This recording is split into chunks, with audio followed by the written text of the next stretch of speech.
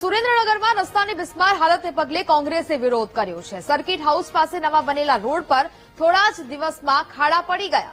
55 કરોડના ખર્ચે સમારકામ કરાયેલા રસ્તા પર ખાડાનું સામ્રાજ્ય જોવા મળ્યું। કોંગ્રેસે રસ્તા પર બેસીને હવન કરીને વિરોધ નોંધાવ્યો। વિરોધ કરીને રસ્તા તાત્કાલિક રિપેર કરવાની કોંગ્રેસે માંગ કરી છે।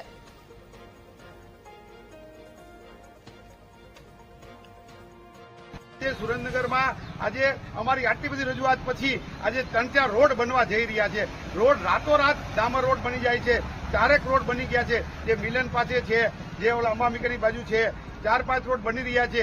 એ રોડની આવડદશા જુઓ તો 10 દિવસની માત્ર 10 દિવસની આવડદશા વાળા રોડ અત્યારે બની રહ્યા છે। અને એ કોન્ટ્રાક્ટરથી માંડી અને કમિશનર સુધીની શું આ મિલેભગત છે?